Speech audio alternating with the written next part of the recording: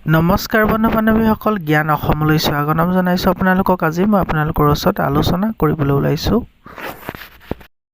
ওকণি দূৰ হোৱা এটা প্ৰমাণিত ঔষধ। আপোনাৰ যদি ওকণি খুব বেছিকৈ হৈছে, সেই ওকণিৰ পৰা আপুনি উপশম পাব পাৰিব। গতিকে আপোনালোকে কি কৰিব লাগিব, ঘৰতে পাব পৰা কেইটামান বস্তু সংমিশ্ৰণ কৰি ঘঁহিব লাগিব। যেনেধৰণে ক'ম আপোনালোকে তেনেধৰণে বস্তুকেইবিধ সংমিশ্ৰণ কৰি পেলাই ঘঁহিব। আৰু চাব, যদি আপুনি ওকণিৰ সমস্যা যদি বহুত দিনৰ পৰা পৰি আছে বা ওকণি যদি আপোনাৰ খুব বেছিকৈ হ'বলৈ ধৰিছে, এনেকুৱা সমস্যাবোৰ দূৰ হ'ব, লগতে উফিও সমস্যাও আপোনাৰ দূৰ হ'ব।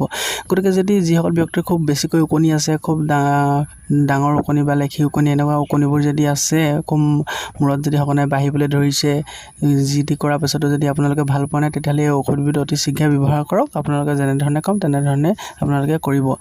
যদি আপোনালোকৰ খুব বেছিকৈ ওকণি হৈছে, আপোনালোকে কি কৰিব, আপোনালোকে এটা গোল নেমু আপোনালোকে ৰস উলিয়াই ল'ব এটা পাত্ৰত, বা আপোনালোকে কিবা বাতি এটাত উলিয়াই ল'ব। উলিয়াই লোৱাৰ পাছতে এটা গোল নেমু সম্পূৰ্ণকৈ ৰসখিনি উলিয়াই ল'ব। উলিয়াই লোৱাৰ পাছতে আপোনালোকৰ তাৰ প্ৰয়োজন হ'ব কপোৰ। যিটো কপোৰ আমি কাপোৰত দিওঁ, সেই কপোৰ আপোনালোকে 6টামান ভালদৰে পিচি পেলাই তাত সংমিশ্ৰণ কৰি ল'ব।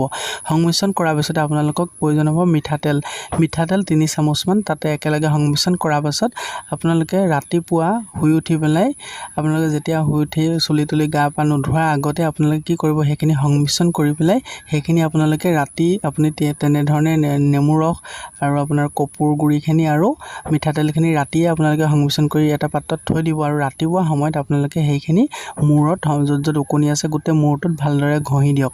ঘঁহি পেলাই 2-3 ঘণ্টামান আপোনালোকে ৰখি দিয়ক গা পা নোধোৱাকৈ। তাৰপিছত আপোনালোকে ফণি এখনেৰে ভালদৰে ফণিয়াই দিয়ক। আপোনালোকে চাব, যি ওকণি লাহে লাহে আপোনাৰ সেই ফণিত লাগি নাইকিয়া হৈ আহিবলৈ ধৰিব। আৰু তাৰপিছতে আপোনালোকে সেইকেইদিন এসপ্তাহমান যেতিয়া আপোনালোকে কামটো কৰিব, কিন্তু চাবোন ব্যৱহাৰ নকৰিব সেইকেইদিন। আপোনালোকে এনেধৰণে ৰাতিপুৱা এইটো কাম কৰক। কপোৰ আৰু গোলনেমু ৰস, যদি গোলনেমু নাপায় আপোনাৰ কাজি নেমু হ'লেও হ'ব, আৰু যিটো আপোনাৰ কপোৰ, নেমু আৰু মিঠাতেল, সেইকেইটা সংমিশ্ৰণ কৰি ৰাতিয়ে থৈ দিব। আৰু ৰাতিপুৱা সময়ত আপোনালোকে ঘঁহিব। ঘঁহি 2-3 ঘণ্টা ৰখাৰ পাছত ভালদৰে মূৰটো ফণিয়াই দিব।